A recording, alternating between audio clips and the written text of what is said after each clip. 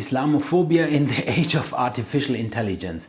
I mean, I understand if some people hate the Islam because the Western media is poisoning the people against the Islam. Since the attack on the World Trade Center, the Western media and even George Bush said they hate our freedom, although no Muslim attacked actually the World Trade Center. You should search for the truth before you insult other Muslims to be terrorists. I mean, you blamed the Iraqis to have weapons of mass destruction, destroyed the whole country. Bush and Blair.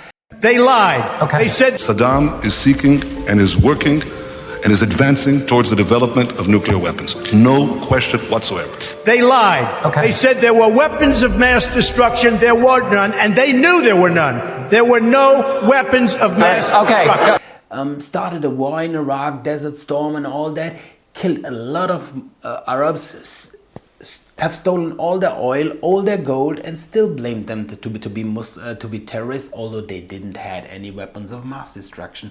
Same with Syria, same with Libya, same with all the Middle Eastern countries who didn't do as the United States wanted it. And actually, it wasn't the United States, it was the Zionist control of the United States who wanted the USA to go to war with the Islamic world, because the USA far away from the Islamic world in the Middle East, and now Trump wants to go there actually. So until now the distance has been very big, and now Trump wants to go there directly to try it by himself if he can get Gaza and all that.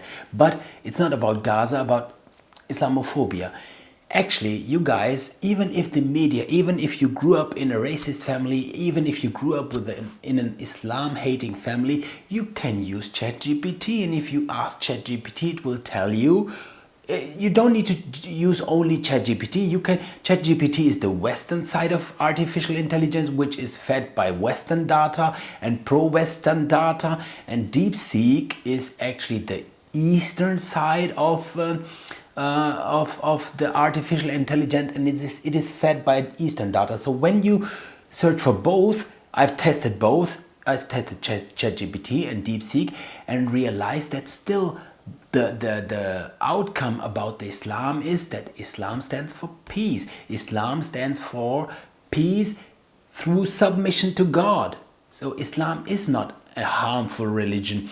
Right now in Britain, a lot of British people started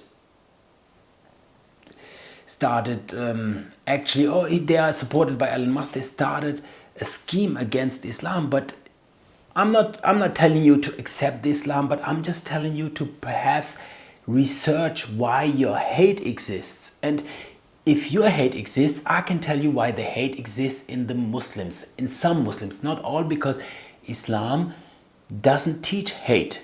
And Islam doesn't tell Muslims to kill anyone else. There is no killing in Islam, no innocent killing of any person. And even if it happens, Islam says if someone murdered someone, the penalty for it is a death sentence, except someone forgives him. The offended forgives him or something. The family of the victim forgives him. But still, back to the topic.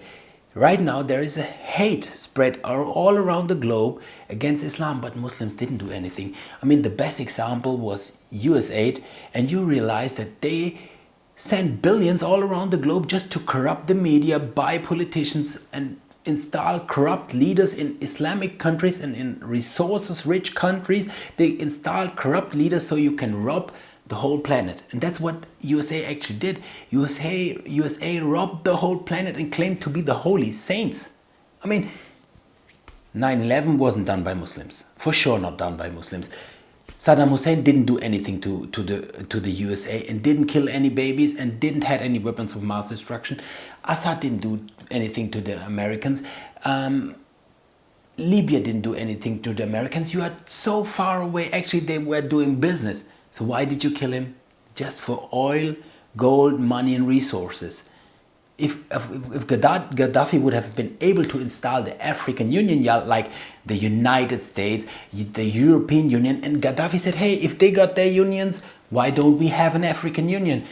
You know why he got killed? Because if there would have been an African Union, then the African world and all the African people would have become very wealthy, and the rest of the world would perhaps starve.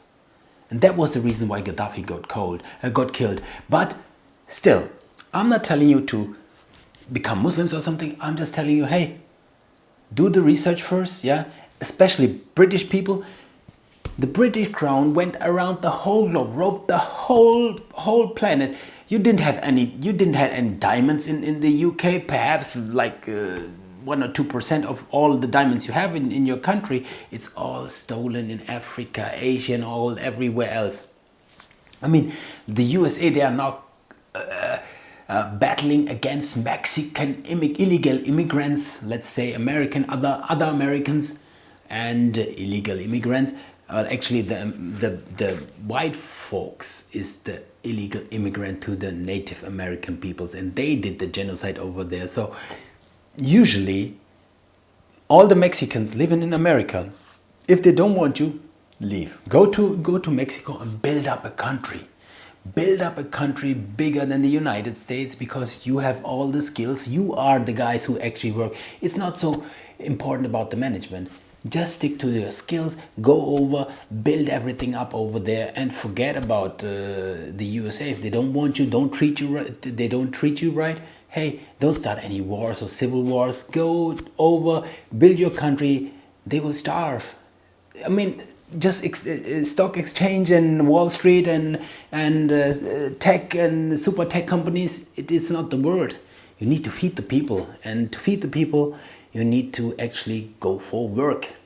So still, if they don't want you, just leave.